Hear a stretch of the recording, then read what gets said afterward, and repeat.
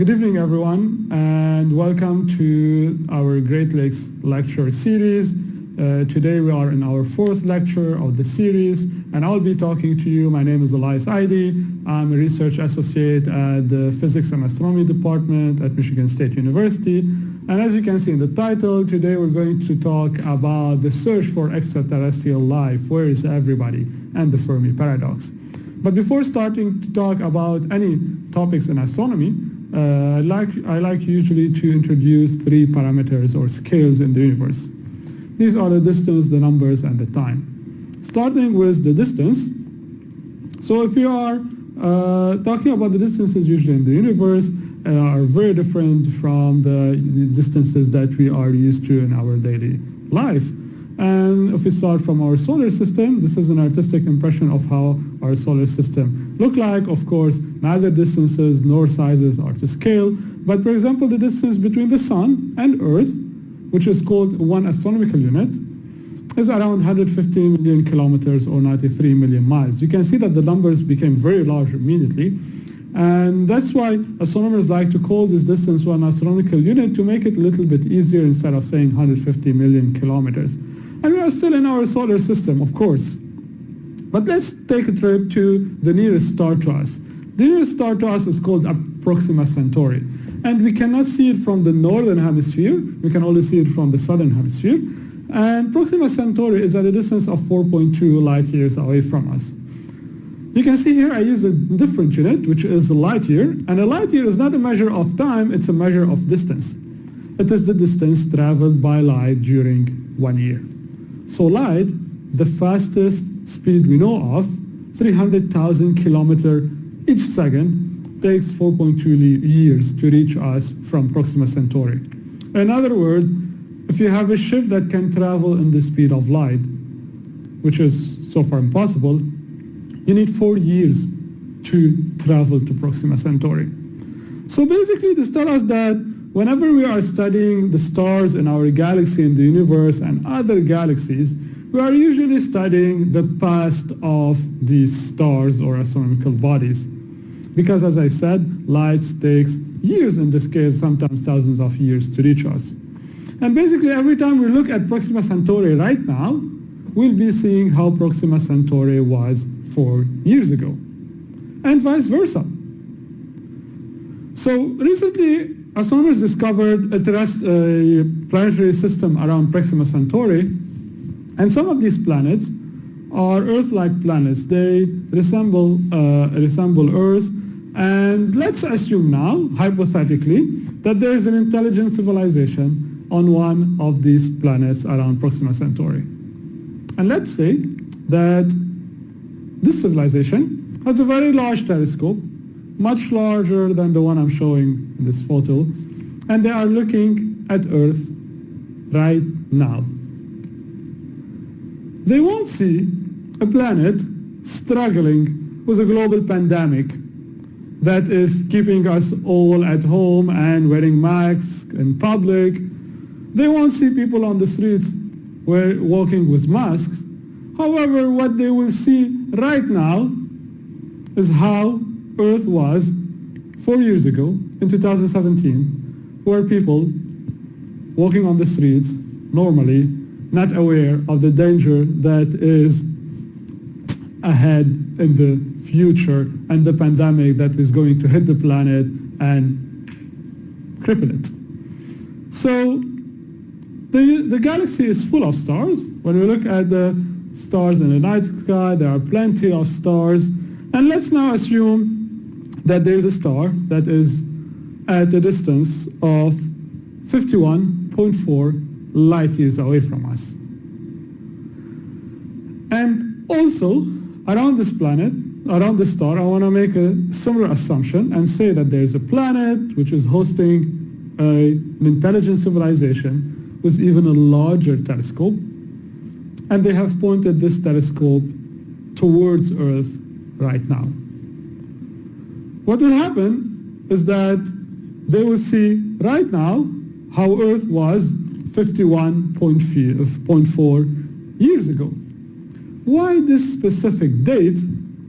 Because then they will see how Earth was on the 20th of July, 1969. And instead of pointing their telescope toward our planet, they pointed it toward the moon. They will be able to see right now Neil Armstrong and the crew of Apollo 11 mission putting the first human step on the lunar surface.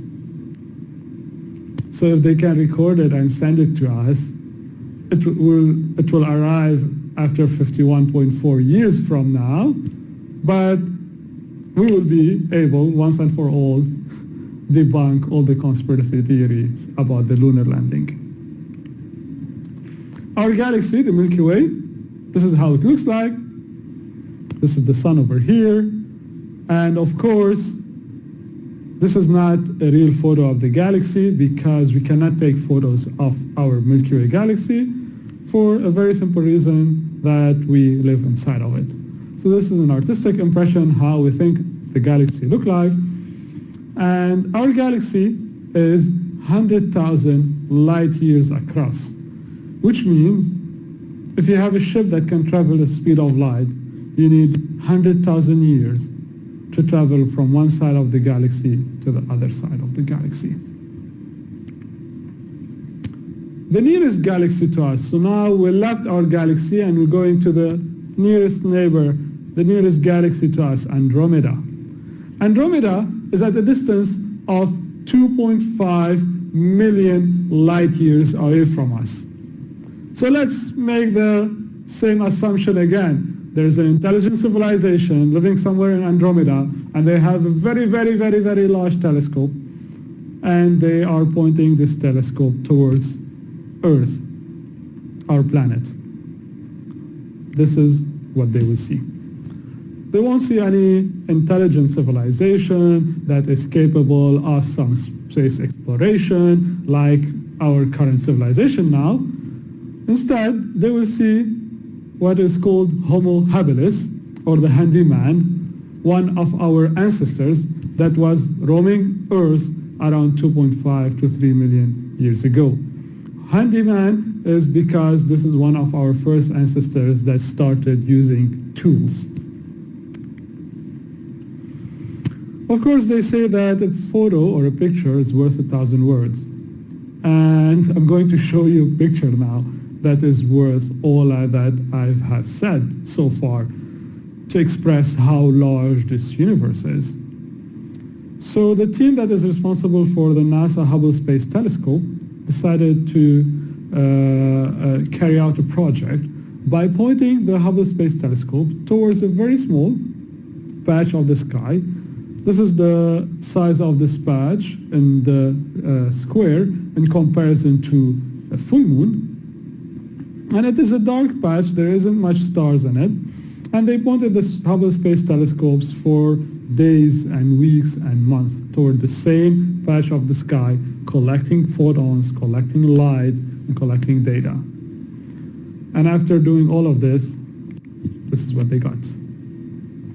It's called the Hubble Ultra Deep Field. And each dot in this photo is a galaxy on its own. Some are bigger than the Milky Way, some are smaller, and some of them goes back to billions of light years away from us. I think this is one of the most influential photos in history, and just put everything in perspective. The observable universe, the universe that we can see, is around 93 billion light years across. Why I'm saying the observable universe? Because the universe might be much bigger than this. It's just that it did not age enough or evolve enough for light to manage to reach us from these more distant part of the universe. Now, how about numbers? You already saw that numbers are really, really big. We're talking about the size of the universe, or the observable universe. We said 93 billion light years. This is a very large number, impossible to comprehend. And yes, unfortunately, numbers are really large in astronomy and difficult to comprehend. So, for example, our Milky Way has around 200 billion stars other than our sun. 200 billion, that's 2 followed by 11 zeros. The universe has around 100 billion galaxies, some larger, some smaller than our galaxy. Again, this is 1 followed by 11 zeros. So if you want to get an idea about the number of the stars in the universe, we'll have to multiply 100 billion by 100 billion on average. We'll get 1 followed by 22 zeros. I don't know what it's called, this number. But this is a rough estimate about the number of the stars in the observable universe. Time. Of course, the measure of time is also very difficult to comprehend in the universe, because in our daily life, in the life cycle of a human being, for example, the average lifetime of a human being is around 80 or 70 to 80 years. And this is nothing compared to the ages in the cosmos. So for example, the sun, a star like our sun, lived for billions of years. So our sun has been around since it was born for 4.5 billion years. And it will live for another 4.5 to 5 billion years before it starts dying after consuming all of its fuel, which is hydrogen. Don't worry, you won't be there. I won't be there. I don't think humanity will be there, because this will only happen, as I said, in 5 billion years. The universe has been around for 13.7 billion years since the Big Bang. And again, this number is really large and very difficult to comprehend. So today we're going to talk about the search for extraterrestrial life and the search for planets that could host such an extraterrestrial life. So we're going to learn a new word, which is exoplanets. Exoplanets means simply planet that they are outside of our solar system, orbiting stars other than our sun. And there are plenty of them in the galaxy and in the universe. How do we find them? Well, astronomers use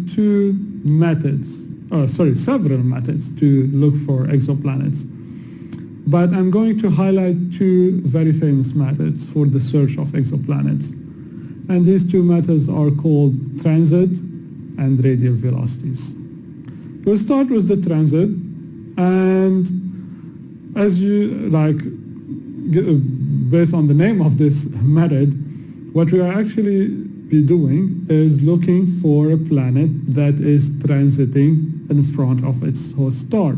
When I say transiting, it means it is passing in front of its host star. And when this happens, when we're looking at a star, and if a planet passes in front of it, what will happen is that the light or the brightness from the star dims a little bit and then recover after the planet moves to the other side. As this happens again and again, we see a repetition of these dips in the brightness of the star that is hosting this exoplanet. And when I see it happening again and again, we can confirm that there is a body orbiting around this star, causing its brightness to dim a little bit, and this body is likely to be a planet. From this repetition, from this transit, we can get an idea about the year on this planet, what we call the orbital period. So how long does this planet is taking to make one full orbit around its host star? From the shape of the dip that is caused by the planet, we can get an idea about the size of this planet, maybe its composition, and even if it has an atmosphere or not, all from this dip. Sometimes when a star has multiple planets around it, this dip becomes a little bit more complicated, and here we are seeing a system of a planetary system with a star and having 3 planets orbiting the star, and we can see that there are multiple dips at the same time, but astronomers managed to develop the techniques to disentangle between this different dips and associate them with the planets that that is causing them. As I said, things can be really complicated, but astronomers are trying to develop every day new techniques to manage to discover more planets.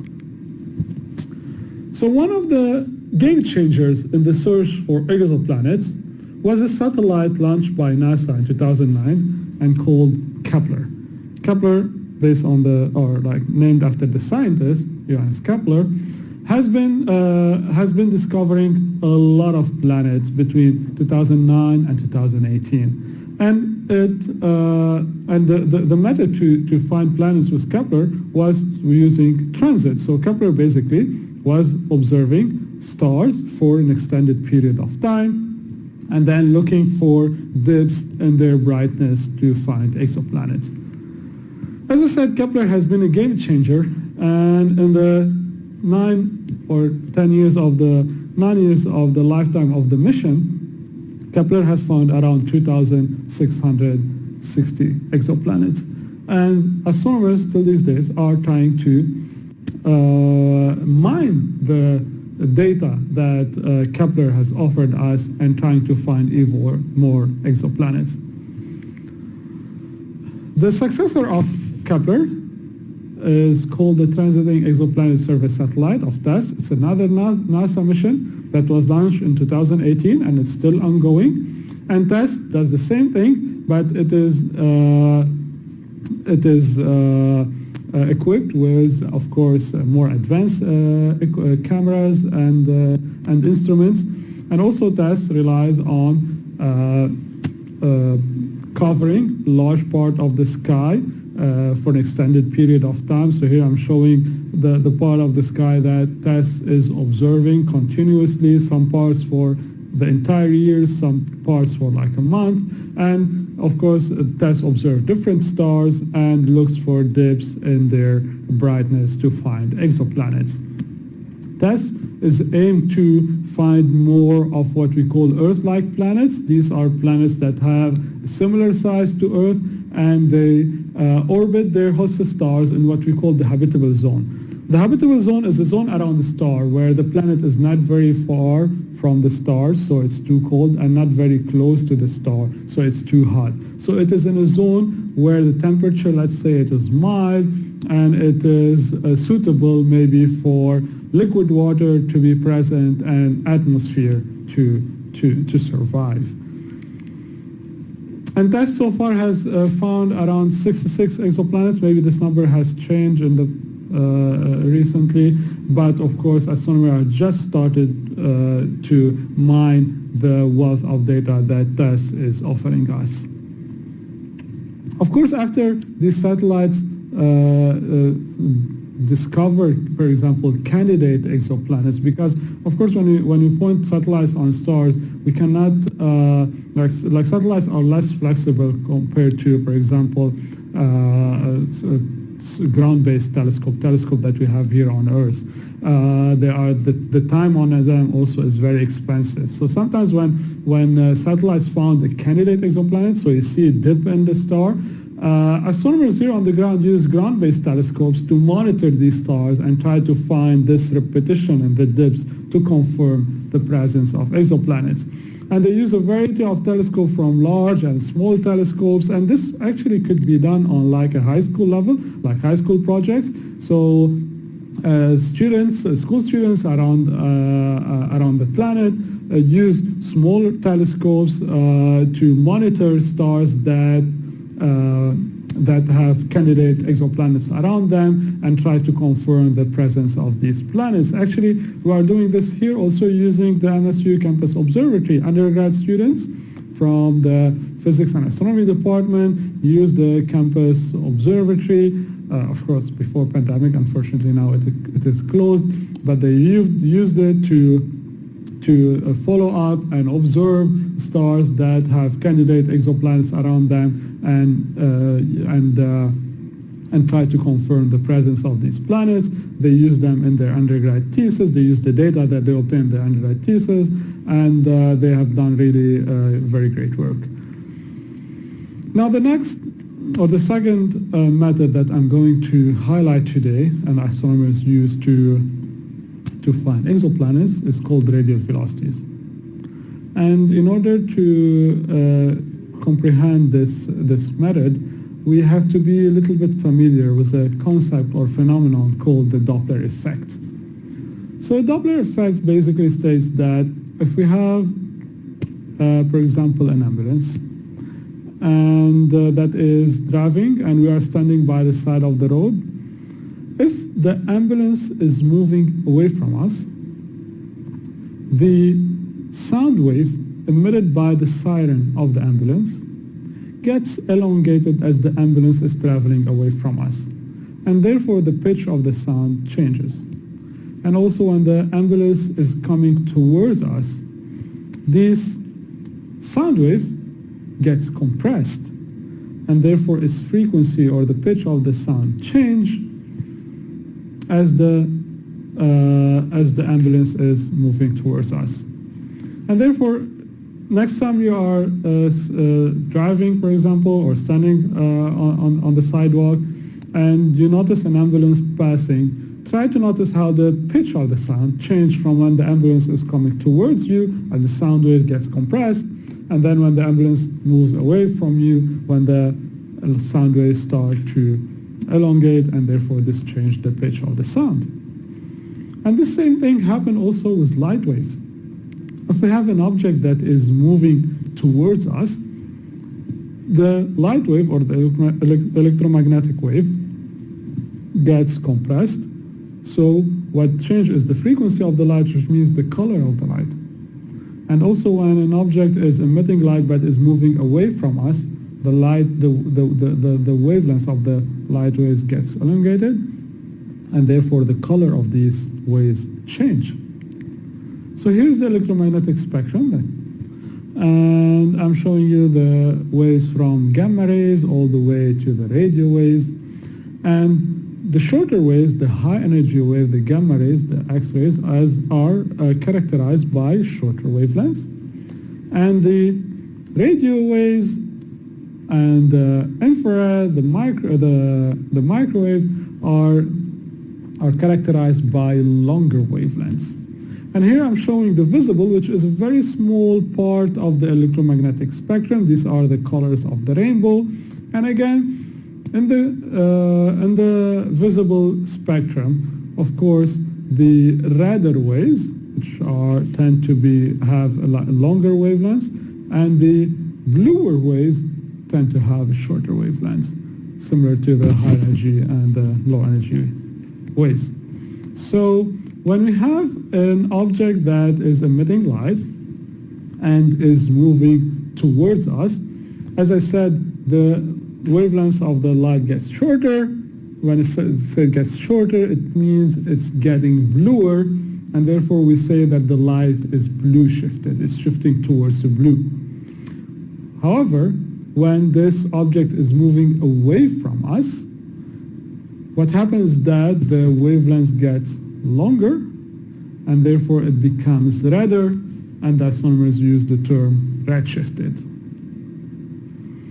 Now, can we measure this shift in the light from stars that are probably moving away from us and towards us? Yes, we can measure this shift, and we measure this shift using an instrument called a spectrometer or a spectrograph. It works like a prism. When the light goes through the prism or the spectrograph spread this light over an extended wavelength range, or let's say the rainbow of the light. Why this is important? Because usually when we observe stars in the universe, the light that reaches us can pass through different objects or even the atmosphere of the stars, and this has an effect on the rainbow of the light or on the spectrum of the light. Why? Well, if we have a light coming from any source of light bulb or a star, and go through the prism, As I said, the prism or the spectrometer or the spectrograph will spread the light over the rainbow of light or the spectrum, and we see this continuous spectrum of all the colors from red to blue. However, if this light, before going through the prism, travel through a cold gas or a body of gas, whether it's the atmosphere of the star or some gas between us and the star, or even if you're doing it in the lab with a lamp and container of a gas, we see that the light that comes out from the prism or spectrograph have some missing colors, very specific missing colors. We call them absorption lines. Where did these colors go? Well, what happened is that when the light goes through the body of gas, the atoms and the electrons inside this body of gas absorb certain colors from the light. They take this energy to them, and then they will give it away. But what happens is that when the light come out, it will be missing some specific colors. Same thing happens when a light is coming to us from a star. The light will travel through the colder atmosphere of the star. The particles, the atoms, the electrons of hydrogen, the atoms of hydrogen and helium and everything will absorb some specific colors, some specific energies from the light. And what we get is a spectrum of light missing some specific colors. Now, because we can do this in the lab, we can try different container of gas containing different elements like helium, argon, hydrogen, oxygen, nitrogen, etc., and see which specific colors are missing from the spectrum. So, for example, we know that for a gas of mercury, for example, or lithium or sodium, we have these specific colors will be missing. Of course, everything is digitized. We can measure the wavelengths of these colors using our spectrograph. So we are not doing it by eye, we are doing it using instruments that can measure the exact wavelengths of the color of the light that is missing. And then we compare this to what we get from the star, and we can tell, hey, from this star, in this atmosphere here, we have some hydrogen or helium or oxygen atoms that absorb some of the colors in the spectrum. So we can get an idea about the chemical composition of the star, but there's something else that we can learn from these absorption lines, because as I said, if we have a star that is moving away from us or towards us, the colors will be red shifted or blue shifted. And the same thing happens if we have, for example, two stars orbiting their center of mass, because most of the stars in the universe are not single stars like our sun. Most of them are binary stars. There are two stars, or maybe even more, three stars orbiting their center of mass. So when you look at the night sky and during the clear evening, all these dots that you see in the sky, all these stars, might be two stars. But of course, our eyes are of a low resolution that cannot differentiate between two, and also what is called the surface area of the collection of light in our star cannot differentiate between these two stars. But most of the stars are actually in binary systems. So what happens is that when these two stars are orbiting each other, sometimes one of them will come towards us, and then it will go away from us, and then come towards us, and then go away from us. So we see this light coming from the star getting blue shifted, red shifted, blue shifted, red shifted. And therefore what happens is that when we are expecting some colors, for example, from hydrogen elements to be missing, because stars have a lot of hydrogen, we see that this specific color that should be missing at a specific wavelength, again, specific color, we see that sometimes it is going a little bit to the red, and then going a little bit to the blue, and then a little bit to the red. We know that this star is actually doing some kind of a circle or an orbit. And also, if we have a star that has planets around it, also the star would be orbiting the center of mass of the star and the planetary system or the planet. And therefore, for example, stars like our Sun and Jupiter, we always have in mind that Jupiter is doing an orbit around the Sun, but it's actually the Sun and Jupiter doing an orbit around their center of mass. But because the Sun is a much more massive object in this system, the center of mass or barycenter is closer to the Sun. And therefore what happens is the Sun do some kind of wobbling in its place as Jupiter is going around it. And also this wobble will cause a very tiny shift in the light that we are receiving. So we get it redshifted and then blue shifted and blue shifted and redshifted as this star wobble around its center of mass or the center of mass of the system. So that's what we see.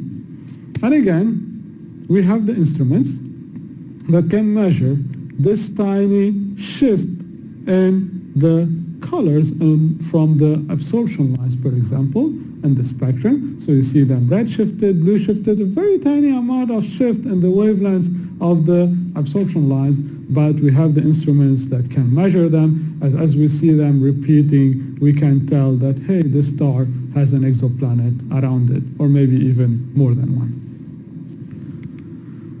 From these two methods that I described and other methods, since 1992, astronomers have confirmed more than 4,340 exoplanets. Today, this number is changing almost every week. And based on this number, we know now that most of the stars in the galaxy have planets around them. So our sun is not special.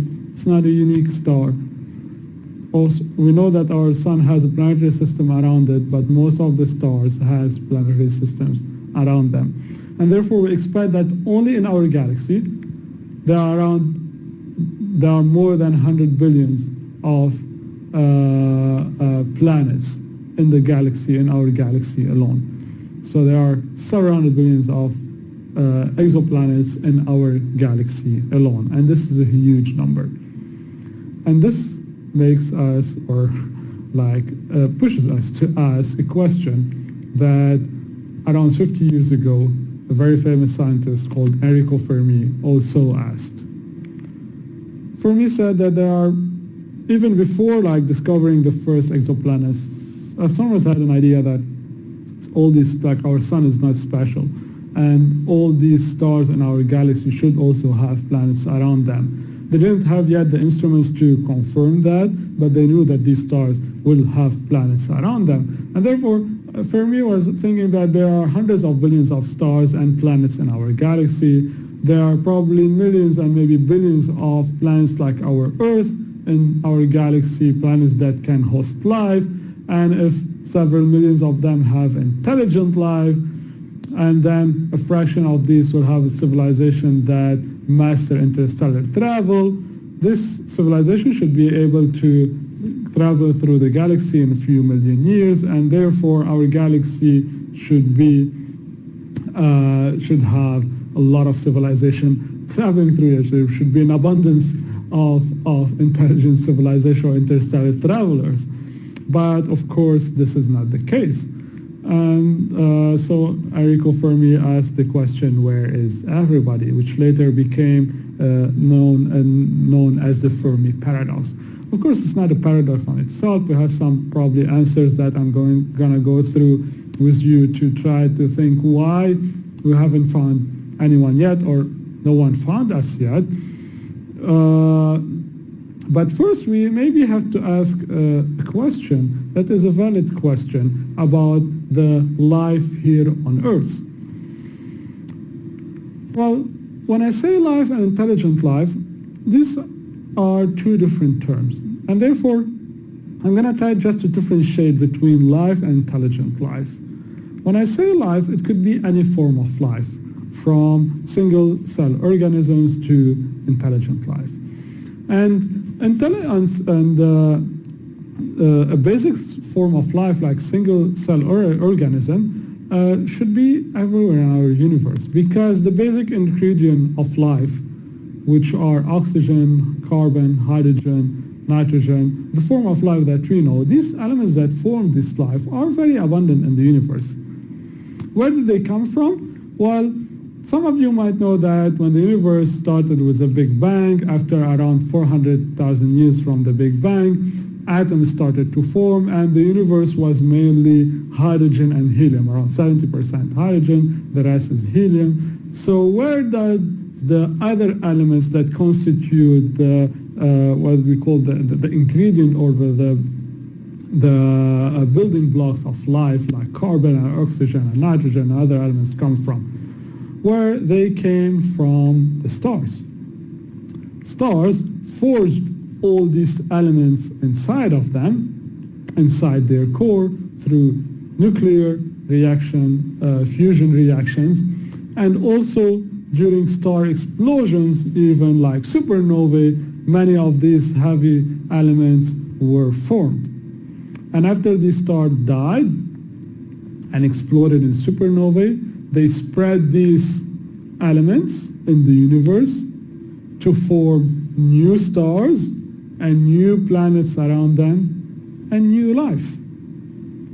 So when we say we are all made of stardust, I know it sounds like a cliche, but this is a very accurate slogan, if you want, or expression. We are all made of stardust. Actually, every atom in our body comes from stars that died billion years ago. And the atoms in your right hand probably come from a different star than the atom in your left hand. How poetic is that? Now, since the formation of our planet, it took around 1 billion years for single-cell organisms to start appearing on Earth.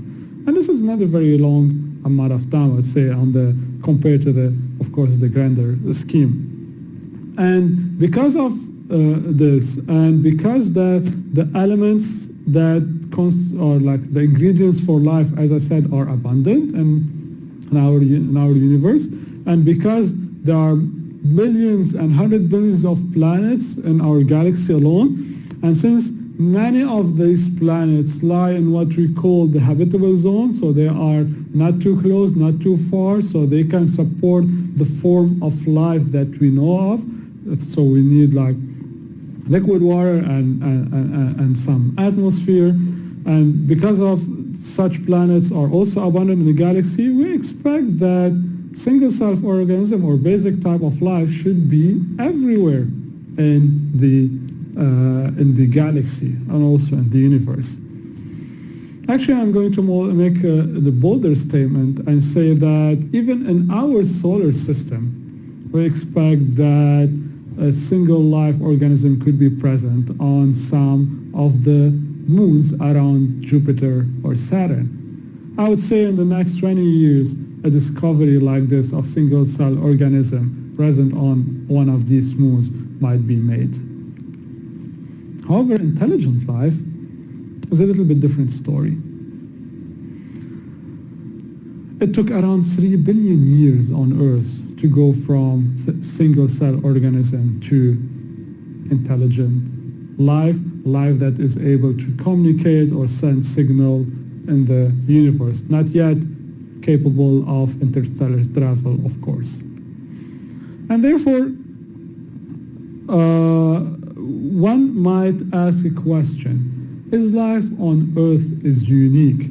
Because if we think about it, there are some improbable events that happen during this journey of evolution from single-cell organism to intelligent life that might have helped this process and maybe even accelerated this process of evolution. One of these events happened around 65 million years ago when the dinosaurs has been around. They roamed this planet between 250 and 65 million years ago. During this era, this is what mammals looked like. The early mammals here on Earth, they looked like a rodent. And what happened around 65 million years ago was the extinction of these dinosaur through what we think could be an impact of a large asteroid or comet that hit Earth in the location of what is Mexico now. And this global extinction event led to the extinction of dinosaurs, true, and many other species on Earth, but also they helped mammals to evolve and flourish. And many would think that maybe if this didn't happen, the mammals would have not made it to what they made it so far. Maybe intelligent life would have not been present now on Earth if not for this global extinction event. I mean, this is of course a speculation. Intelligent life might have still evolved on Earth. We don't know. It might have took like another billion year, or maybe another 100 million year, or maybe it could have happened faster. We don't know. But this is an improbable event that led to the evolution or helped the evolution of mammals here on Earth. Another improbable event is related to our direct evolution from the great apes, our direct ancestors. And this event happened when the great apes were still living on trees in forests. It happened on the eastern coast of the African continent. It's called the East African Rift. This rift led to a change in the geological and geographical features of the eastern coast of the African continent, blocking the rain coming from the ocean into this part of the African continent, turning these forests here into savannas. And this has forced our ancestors, the great apes, to leave the tree and start working in savannas. And in order for them to be able to find the predators or even like hunt in these savannas, they started walking upright. And this also contributed a lot to our evolution, because walking upright meant that they started using their hands more, and they started using their hands to make tools and even discover fire. And when they did that, of course, our brain started growing bigger and bigger, and led to, and this East African Rift actually contributed a lot to the evolution of the Homo sapiens brain. And we can see a lot of these fossils in this part of the African continent, the different ancestors of the Homo sapiens. However, for example, in comparison, something like this did not happen in West South Asia, for example, where the great apes, or the product of the great apes, are still living in forests on trees till nowadays. Our cousins, let's call them, they are still living on trees. So this East African Rift actually accelerated the process of evolution of great apes into what we are now, into Homo sapiens.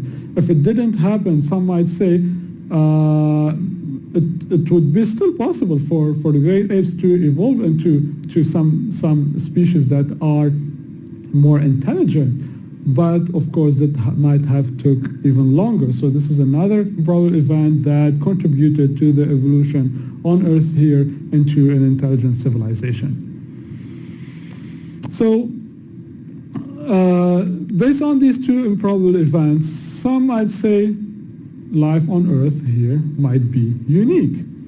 But still, given the large number of planets and exoplanets in our galaxy, there should be still some kind of intelligent civilization that managed to evolve out there.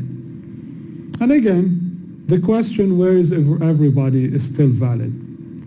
And I'm going now to try to go through some answers to this question. Of course, the first question is that maybe they are just not advanced enough. Maybe there are more intelligent civilizations out there, but maybe they're just like us. They haven't mastered interstellar travel yet. Also, it could be that intelligent life just don't last too long. For example, the technological advances based on our experience, goes faster than moral advances.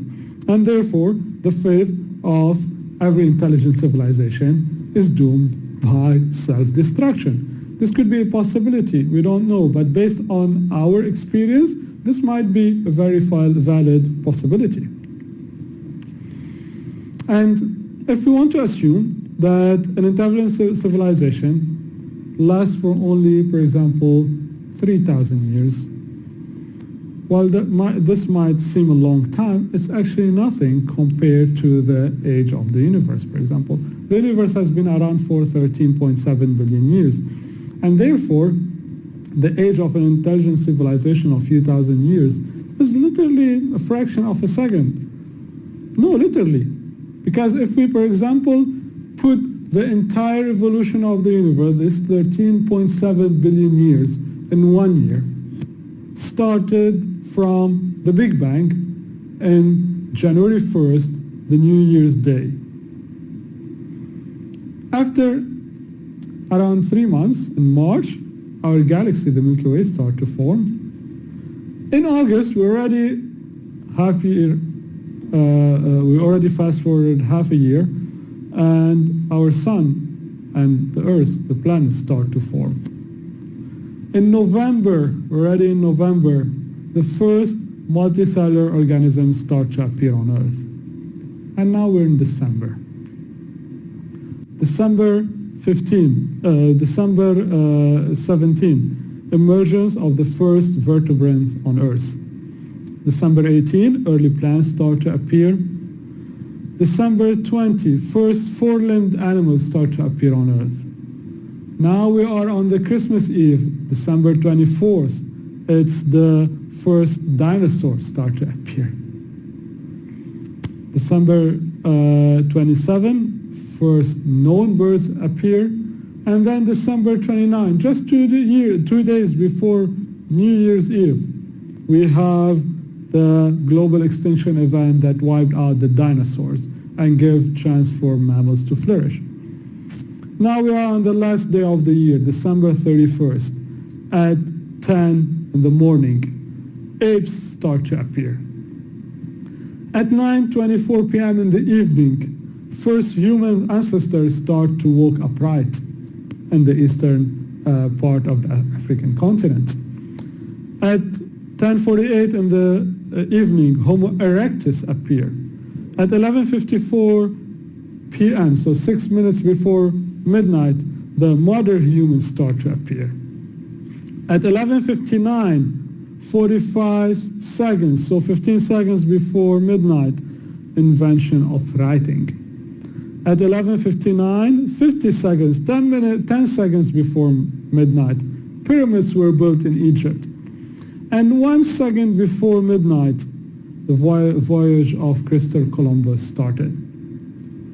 So when you're thinking about a human that are capable of, for example, space exploration and sending signal to space, the age of this species is less than a fraction of a second compared to the age of the universe. And if we are indeed doomed for self-destruction, it means we last just for a fraction of a second compared to the age of the universe. So let's consider now an intelligent civilization popping up somewhere in the galaxy and lasting for a fraction of a second, and then another one for another fraction of a second, another one for another fraction of a second. The probability for these intelligent lives to coexist is very small if they appear and then disappear too quickly. I actually tried to come up with a probability of two intelligent civilizations to coexist, and this probability is only 1/31 billion. But of course, given the large number of the exoplanets and the possibility of having multiple intelligent civilizations at the same time, this probability could be much, much higher. Maybe it's just that the universe is too big for us to find each other. As I said, this is our galaxy, an artistic impression of it, of course, and the galaxy is 100,000 light years across. So a lot of people say, we humans have been, okay, we cannot travel through the galaxy, we cannot travel in the speed of light, and even if we travel in the speed of light, we need 100,000 years to go one side of the galaxy to the other. But how about the signal, the messages that we try to send? Aren't they reaching other civilizations, other intelligent civilizations in our galaxy? Well, maybe. I mean, humans has been leaking radio broadcasts since the early 1900s. Do you know how much this early broadcast has traveled so far? Well, can you see this square here? Well, if we zoom even much more and we see this dot, the blue dot here, this is how much the radio leaked signal from us has traveled in the galaxy so far. So if there is an intelligent civilization just outside of this small dot, or even outside of the square, or on the other side of the galaxy, it will take thousands of years for our radio signal to reach them. So yes, the universe might be just too big for us to even communicate, let alone visit each other. Maybe there's no one listening, or maybe also we haven't been listening enough. So here, unfortunately, the screen is a bit cut off. These are antenna arrays from the SETI experiment, or the search for extraterrestrial intelligence.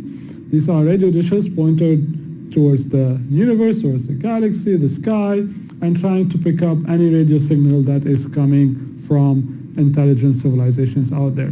But we only have been listening for like a few decades, so it's a short amount of time actually for us to say, yes, there's no one out there. No, there could be a lot of other civilizations. We just haven't been listening for too long. And also it could be that no one is transmitting. Yeah, it is a possibility. Or maybe they are just out there and they know about us, but they are just not interested. Well, think about it. If they are really an advanced civilization, would they really try maybe to come and introduce themselves to us? A lot of humans here on Earth, they are a bit entitled and say, yes, of course, they should come and introduce themselves to us and introduce us to their technology. Well, think about it. Let's say you are walking on the sidewalk or you are driving on the highway and there are some ants on the sidewalk. Would you stop and try to introduce yourself to these ants and try to explain to them your technology? Of course not.